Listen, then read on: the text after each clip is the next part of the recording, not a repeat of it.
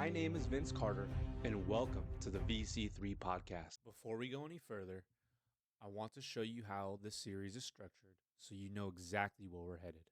This is a 10-episode project, but the core of this analysis is built around 7 elements of fascism. Episode 1, this video, is focused on framework and the underlying model, so you understand exactly how I arrive at my conclusions at the end of this series. Episode 2 lays the foundation by defining fascism and outlining the global regime types we'll be comparing against. Episode 3 through 9 examine one of the 7 core elements, one element per episode, with multiple subsections for each, all evaluated using the same scoring every time, and we'll get into those scoring rules later in this video. This is the meat and potatoes of the analysis. In the final episode, all of these scores are brought together and we answer the question once and for all, is the United States drifting towards fascism? I can hear you now. You're like, Vince, 10 episodes, you're crazy. What are you doing? I can't spend that much time watching 10 episodes. I tried to make this one episode, and this meme is who I became. So I have to divide it. I'm sorry, it's coming out as a series. I hope you stay around for it all.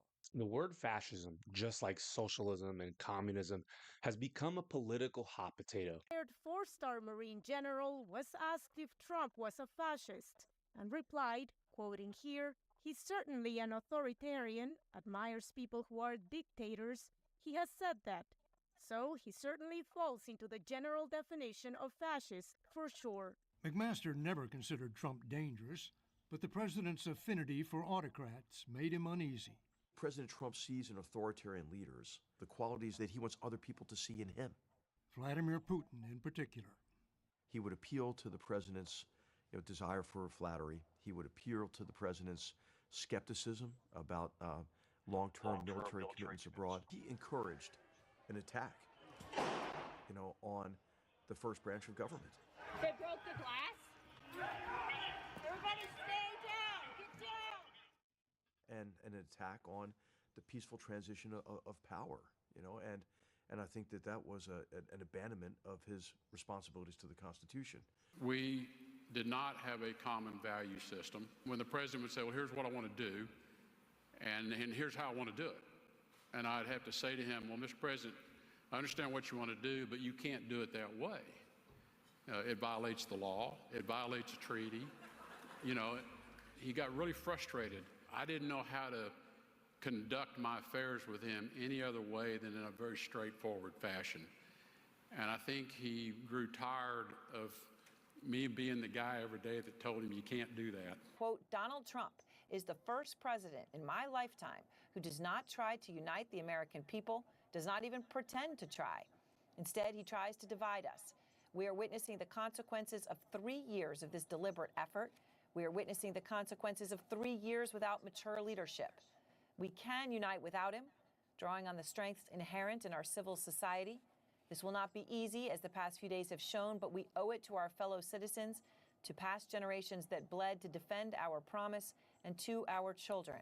And he concludes, quote, we know that we are better than the abuse of executive authority that we witnessed in Lafayette Square. We must reject and hold accountable those in office who would make a mockery of our Constitution. In newly revealed conversations between General Milley and the author Bob Woodward, written about in Bob Woodward's new book, War, General Milley felt compelled to clarify and articulate his concern about the future of our country should Donald Trump ever return to power. He cornered Bob Woodward at a 200-person reception in March 2023 and said this, quote, he is the most dangerous person ever. I had suspicions when I talked to you about his mental decline, and so forth. But now I realize he's a total fascist. He is the most dangerous person to this country, end quote. A fascist to the core, General Milley repeated. Bob Woodward said he will never forget the intensity of Milley's worry in that moment. People who say, well, if he's elected, it's not that dangerous because we have all of these checks and balances, don't fully understand the extent to which the Republicans in Congress today have been co-opted.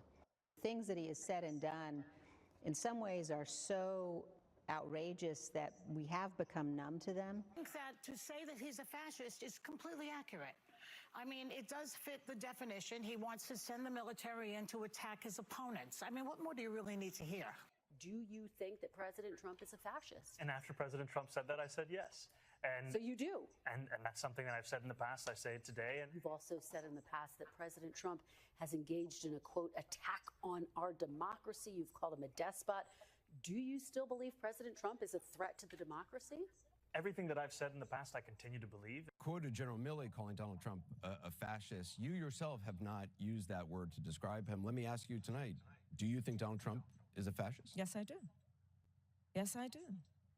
And I also believe that the people who know him best on this subject should be trusted. Again, look at their careers. These are not people, with the exception, I think, of only Mike Pence. These were not politicians. These are career people who have served in the highest roles in national security. Affirming that you think President Trump is a fascist? I've spoken about... That's okay. You can just say yes. Okay. So, okay. It's easier. It's easier than explaining it. I don't mind. It's used so frequently and so casually that its actual definition is often lost in partisan attacks. Both the left and the right throw the word around to smear their opponents, regardless of whether the actions in question truly align with the definition of fascism. These accusations are being made constantly by politicians, journalists, and public figures, often with absolute certainty. But before we dive into that, here is a quick disclaimer. This video does not reflect my personal political views, nor does it advocate for or against any political party, ideology, or individual office holder. I'm not offering my own opinions or moral judgments. Every claim, classification, and analytical framework used in this video is drawn from independent reporting by journalists, peer-reviewed scholarship by historians and political scientists, and analysis by legal experts. All sources are cited on screen or linked in the description below. This analysis does not assess President Trump's character or intentions as President of the U.S. It does not allege malice, ill will, or unlawful intent. The conclusions presented reflect the cumulative assessment of observable actions and institutional outcomes as evaluated through established academic definitions, not merely personal opinion. Today, we're going to examine a question many Americans are asking, and one that sparks strong opinions on both sides of the aisle. Is America drifting towards fascism? Because Donald Trump is the current president, this video focuses exclusively on the actions of the Trump administration. That includes those in his cabinet, others that President Trump has nominated or appointed. That's not because fascism is an American Republican phenomenon or because the Democrats are immune from authoritarian behavior. It's simply because this is the administration that is currently in power. My goal today is not to create outrage, fear-mongering, or launch into partisan attacks. The goal today is clarity. This is not a casual video. Fascism is not an event. It's a process. It's a sequence of political decisions that, taken individually, can appear legal, technical, or even irrelevant. But taken all together, they form a recognizable pattern of authoritarianism. But that's the key. If you aren't paying attention to the big picture, you'll miss out on it or simply dismiss each single event. In this video, I'm not declaring that the United States is fascist. I'm not predicting a dictatorship. And importantly, I'm not asking you to take anything that I say on faith. Instead, I'll walk you through the core principles of fascism as defined by political scientists and historians, and then methodically show where the current administration's actions align with those principles, where they do not, and why that distinction matters. Every claim is based on observable actions. Every indicator is scored using a transparent rubric, and every conclusion is bounded by some limits. This argument only works if you can see how the pieces fit together, so I encourage you to watch this in order, not to agree with me, but to understand the entire method before judging the conclusion. Before we dive into the core of this analysis, I need to explain to you how this model works. This framework is intentionally conservative. It is designed to be difficult to score high and resistant to alarmism. Indicators that are emerging or partially observed are weighted significantly less than those that are fully observed. Not all indicators are treated equally. Critical elements are weighted more heavily than normal elements. And most importantly, the The model only classifies a system as fascist if all critical elements are fully observed. What this model does is measure authoritarian drift, the direction and pace of institutional change over time. It is used to assess risk trajectory based on observable actions, not to declare a regime type on its own. Just as important is what the model does not do.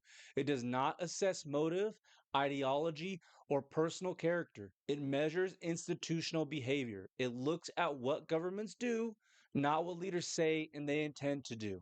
Each individual indicator is scored based on the degree to which it has become institutionalized, a part of the government.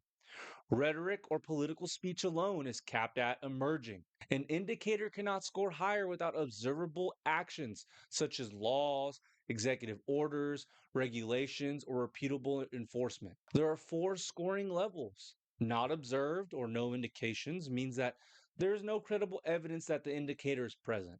Emerging means it appears in rhetoric or signaling without institutional backing. Partially observed means it is encouraged, tolerated, or selectively enforced but not fully codified. Finally, is fully observed means the indicator is formalized and systematically enforced through executive orders, through legislative laws, or the judicial courts. Critical elements count as double. This means that dramatic language or isolated events do not drive the score. Widespread observable actions across the government does. This model is structured to prioritize actions that reshape how power is exercised, constrained, and enforced. Next, we're going to walk through a scoring example. This is where I show you how the model actually works. In this example, we're looking at the first core element of fascism. I'm giving you a little sneak peek here. Populism and anti-democratic foundations. Each core element is broken down into a small number of specific indicators, which are then evaluated independently. These are subsections of the element of fascism. These are also their own elements, but they're subsections. For this element, there are 3 different subsections. A looks at people versus elite narratives. B looks at delegitimizing institutions and experts. C looks at whether a leader claims exclusive authority to define the will of the people. Each of these subsections is scored using the same scale. A score of 0 means that it's not observed. A score of 0.25 means it's emerging. A score of 0.5 means it's partially observed. And 1 means it's fully observed. Starting with the subsection A. Imagine a government that regularly promotes a people versus elite narrative. The rhetoric is frequent, it's encouraged, and it's tolerated, but it's not formally in law. In that case, the subsection is partially observed, which scores a 0.5. For B, if a government broadly trusts its institutions and experts, it doesn't try to undermine them, doesn't try to attack their legitimacy or credibility, and then that indicator is not observed at all, so you get a 0. For our last indicator, our last subsection, if a leader formally claims through law, executive action, or institutional enforcement that they alone represent the will of the people, then that indicator is fully observed and it scores a 1.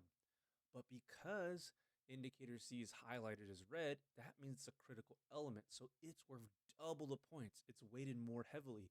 So that would be 2 points for that one. When you add this example together, the maximum possible score for this entire element of fascism is 4 points. But when you add them all up, you get 2.5 out of 4 for this section. The full model is made up of 7 core elements, and each of these elements is broken down into 3 or 4 different subsections, and we will evaluate all of them using the same rules you just saw. At the end of this video, we'll add all of those scores up together to produce our overall results in our fascism score.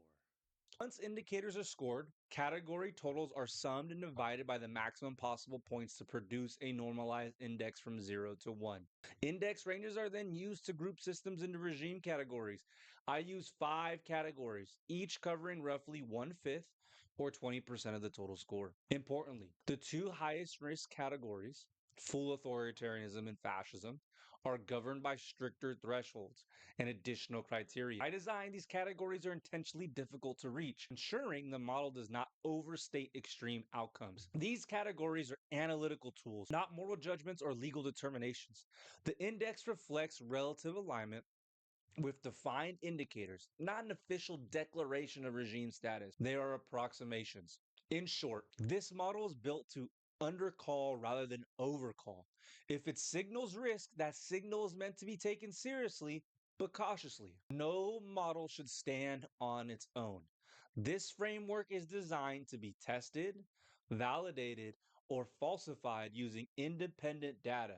Multiple external organizations track related, but not identical, dimensions of democratic health. For example, VDEM focuses on autocraticization and liberal democracy erosion. Freedom House measures political rights and civil liberties. The Economist Intelligence Unit looks at regime classification. The World Justice Project tracks rule of law and institutional constraints. Civics US monitors civic space and early warning signs of repression. If several of these independent indices begin showing directional decline over time, even if the amount differs, that supports this model. If sources remain stable or improve across multiple years, the model is wrong. And that's fine. On the left-hand side of this slide, we see 5 external organizations used to validate or potentially falsify this model. Under previous rating, each organization's most recent assessment of the United States is shown for its respective category. Starting from the top, VDEM assigns the United States a 0.75 liberal democracy index score, which places the U.S. within the liberal democracy category, but with measurable erosion in civil liberties and democratic safeguards. Importantly, this score does not indicate authoritarianism. It indicates declining performance within a democratic framework. VDEM's 2025 update is expected in March of next year. Next is Freedom House score of the United States 84 out of 100, classifying it as free, but with notable weaknesses in political rights and civil liberties. For context, the U.S. is only 16 points away from a perfect score, but also 15 points away from being downgraded to partially free. This highlights how narrow the margin currently is. It is also important to note that much of this decline predates the current administration. Freedom House's 2025 assessment is expected in February or March. The Economist Intelligence Unit's Democracy Index classifies the United States as a flawed democracy, which aligns with the broader picture presented by the other organizations. This category reflects functioning elections and institutions, but also persistent problems with governance, trust, and institutional performance. The World Justice Project assigns the United States a score of 0.63 on constraints on government power relative to peer democracies. This places the United States toward the lower end of the spectrum. Only 7 other democracies in Europe and North America score worse on this measure. Their next update is also expected in early 2025. Finally, Civics US Monitor provides one of the clearest examples of recent changes in 2024. The United States was rated as narrowed in terms of civic space, which means covering freedom of expression, protest, and civil society. In 2025, that rating was downgraded to obstructed, meaning significant barriers now exist to exercise those rights in America. The report was released in October and does not reflect a full calendar year, making it an early but notable sign.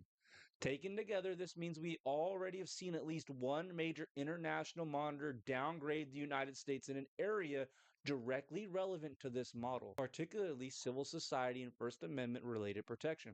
That does not prove the model correct on its own, but it does place it within the range of existing assessments from this model. Next time on Dragon Ball Z.